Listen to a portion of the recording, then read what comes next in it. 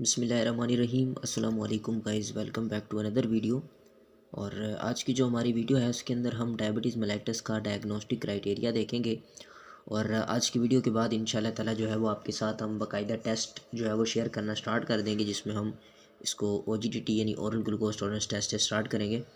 अभी हम एक डायग्नोस्टिक क्राइटेरिया देखते हैं कि किस तरह से कोई भी एक इंसान उसको हम डायबिटिक कह सकते हैं। तो उसके लिए हमें मुख्तलिफ इन पैरामीटर्स को अपने ज़हन में रखना है। अगर कोई एक आम इंसान जो है, ये एक सिंपल पर्सन इस वीडियो को देख रहा है, तो इस वीडियो को देखने के बाद वो शख्स भी अपनी रिपोर्ट को बड़ी आसानी से पढ़ सकेगा। तो सबसे पहले फ़ास्टिंग को देखते हैं यहाँ पे।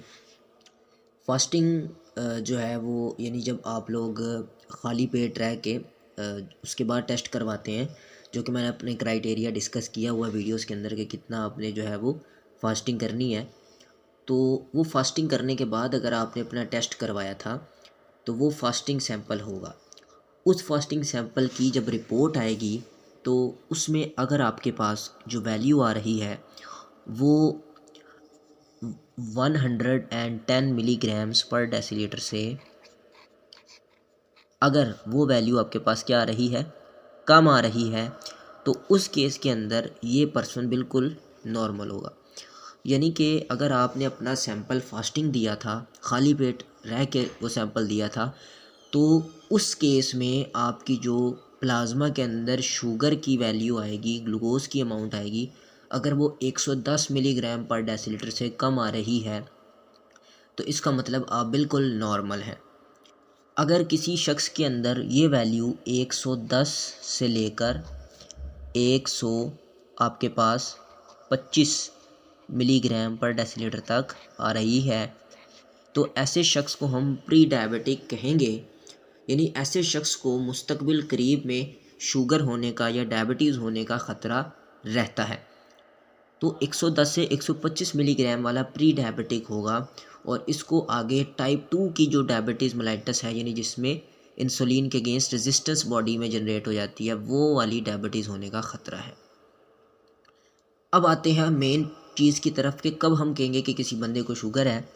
तो अगर प्लाज्मा ग्लूकोज वैल्यू 126 मिलीग्राम पर डेसीलीटर या इससे ज़्यादा आपके पास आ रही है, तो इस केस के अंदर ऐसे मरीज़ को हम कहेंगे कि ये डायबिटिक है। यानी अगर आपकी रिपोर्ट पे फास्टिंग रिपोर्ट के ऊपर फास्टिंग ब्लड शुगर में क्या है कि आपकी 110 मिलीग्राम पर डेसीलीटर से कम वैल्यू आए, तो आप प्री डायबिटिक हैं और आप नॉर्मल है, सॉरी। और अगर आपकी 110 से 125 के बीच में आ रही है तो आप प्री डायबिटिक हैं, यानी आपको मुस्तकबिल करीब में शुगर होने का ख़तरा है। और नंबर 3 पर अगर 126 मिलीग्राम पर डेसीलीटर से ज़्यादा आ रही है, तो इस केस में हम कहेंगे कि इस बंदे को क्या हो गई, डायबिटीज़ है और ये बंदा डायबिटिक पेशेंट है, इसको शुगर है। अब हम आते हैं दूसरे क्राइटेरिया की तरफ, जो कि है रैंडम का। अब रैंडम यानी कि आप इसी तरह गए हैं बिल्कुल नॉर्मली, कोई आपने फास्टिंग नहीं की, भूखा नहीं रह के गए आप, बिल्कुल ऐसे ही रैंडम गए आप। या फिर उसे हम 2 आवर्स की बोल सकते हैं, या 2 आवर की फास्टिंग जो होती है नॉर्मली किसी भी इंसान की, ये रैंडम उसी में शुमार होती है, जिसमें आम तौर पे हम कहते हैं कि बंदा कोई भी जब आता है तो आम तौर पे उसने यही होता है कि 2 घंटा पहले ही खाना खाया होता है, या रूटीन में नॉर्मली वो 2 आवर्स की फास्टिंग में शुमार होता है रैंडम। या फिर क्या हो कि इसको पोस्ट पैंडियल भी कहते हैं ना, खाना खाने के 2 घंटे के बाद। और उसके अलावा पोस्ट ग्लूकोज लोड, ये आमतौर पे OGTT वगैरह के अंदर जब हम ग्लूकोज को पिला देते हैं तो उसके जो 2 घंटे के बाद में जो आपका सैंपल आता है वो भी इसमें शुमार किया जा सकता है। तो अब इसके लिए क्राइटेरिया क्या होगा, अब इसके लिए वैल्यूज़ क्या होंगी वो ज़रा देखिएगा। अगर किसी पेशेंट के अंदर जो वैल्यू है रैंडम की, यानी कि उसी टाइम उसने टेस्ट कराया और यानी पोस्ट ग्लूकोज लोड या 2 आवर्स की फास्टिंग के बाद में, तो अगर उसकी वैल्यू जो है हमारे पास 140 मिलीग्राम्स पर डेसीलीटर या फिर इससे आपके पास क्या आ रही है, कम आ रही है, यानी कि 140 मिलीग्राम पर डेसीलीटर या इससे कम आ रही है, तो उस केस में ये आपका पर मरीज़ जो होगा ये नॉर्मल होगा। और अगर यही वैल्यू 140 से लेके 199 होगी रैंडम की, मिलीग्राम्स पर डेसीलीटर इसका यूनिट होता है, ठीक है, यानी 1 डेसीलीटर में इतने मिलीग्राम आपके पास ग्लूकोज आ रही है, तो ऐसे मरीज़ को हम प्री डायबिटिक कहेंगे, यानी कि उसको डाइटरी मॉडिफिकेशन करनी होगी, मुस्तकबिल में से शुगर होने का खतरा है।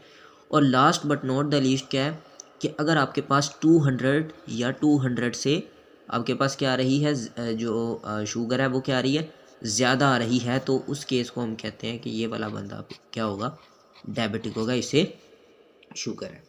तो आई होप ये वाली बात भी आपको समझ आई होगी कि मैंने बिल्कुल सिंपल करके समझाया है कि फास्टिंग या उसके अदर जो कंडीशंस हैं उसमें जो है वो वैल्यू किस तरह से हम कर सकते हैं, या हम कैसे डायग्नोसिस बना सकते हैं कि ये बंदा, इसको शुगर है या नहीं है। तो आप एक आसान बंदा भी इन वैल्यूज़ को देख के बड़ी आसानी से समझ जाएगा कि शुगर है या नहीं। अब एक टर्म इस्तेमाल होती है जी, IFG, इसे बोलते हैं actually impaired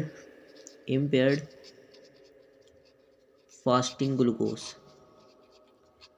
impaired fasting glucose. अब ये जो इम्पेयर्ड सर फास्टिंग ग्लूकोज है, ये उन मरीज़ों को कहा जाता है कि जिनको मुस्तकबिल करीब में टाइप 2 डायबिटीज़ होने का ख़तरा होता है। ठीक है जी।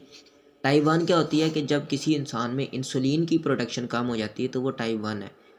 ठीक है, लेकिन अगर इंसुलिन की प्रोडक्शन हो लेकिन क्या रेजिस्टेंस आ जाए, बॉडी उसको यानी कि उसकी यूटिलाइजेशन ना कर पाए बॉडी जो है, तो फिर उसको टाइप 2 डायबिटीज़ मेलिटस कहते हैं। तो ये वो मरीज़ हैं जो प्री डायबिटिक हैं, वो इम्पेयर्ड फास्टिंग ग्लूकोज की कैटेगरी में शुमार किए जाते हैं। यानी मैं अगर आपसे कहूँ कि जो फॉर एग्ज़ाम्पल फास्टिंग है, तो फास्टिंग में हमारी एक कंडीशन थी जिसको हमने कहा था कि हमारी 110 से लेके 125 तक वैल्यू होनी चाहिए। तो अगर इस वैल्यू से आपके पास किसी की वैल्यू इनके दरमियान में फास्टिंग की आ रही है, तो वो इम्पेयर्ड फास्टिंग ग्लूकोज की कैटेगरी में शुमार होगी, और उस बंदे को आगे जाके जो है वो डायबिटीज़ होने का खतरा जो है वो रहेगा। फ्रेंड्स, अब हम HbA1c के बारे में बात कर लेते हैं, उसकी डायग्नोस्टिक क्राइटेरिया पे, चूँकि ये भी करवाया जाता है जी डायबिटीज़ मेलिटस को चेक करने के लिए।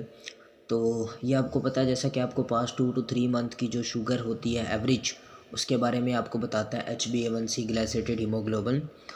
तो इसमें यह है कि इस टेस्ट की डायग्नोसिस जो है, इसमें आपको ये थोड़ा सा फ़ायदा होता है कि आपको इसमें फास्टिंग वगैरह नहीं करनी पड़ती, ठीक है, या कोई भी चीज़ इस तरह से पीनी नहीं पड़ती, जैसे OGTT वगैरह में ग्लूकोज लोड की जाती है आपकी बॉडी में, तो वो चीज़ें इसमें नहीं होती। तो ये इस लिहाज से थोड़ा सा आपको जो है वो इजी टेस्ट है। तो इसकी डायग्नोसिस में क्या होता है कि ये नॉर्मल किस तरह से आ सकते हैं कि अगर इसकी जो वैल्यू आती है वो 5.7% से, अगर आपके पास क्या आ जाती है, कम आती है 5.7% से, तो ये बंदा नॉर्मल होगा, ठीक है। लेकिन अगर जो आपके पास HbA1c की जो वैल्यू है वो अगर आपके पास 5.7 से लेके जो है वो 6.4%, यानी कि इसके मिड आती है, तो वो प्री डायबिटिक हो जाएगा, जैसे मैंने आपको बताया कि जो इंटरमीडिएट स्टेज होता है।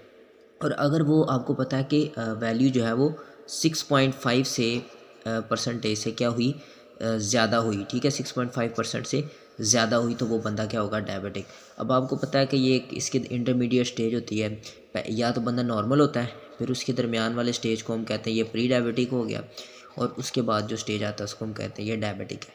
तो ये इसको अपनी डाइटरी मॉडिफिकेशन करने की ज़रूरत है, इसमें टाइप 2 होने का ख़तरा रहता है। ठीक हो गया जी।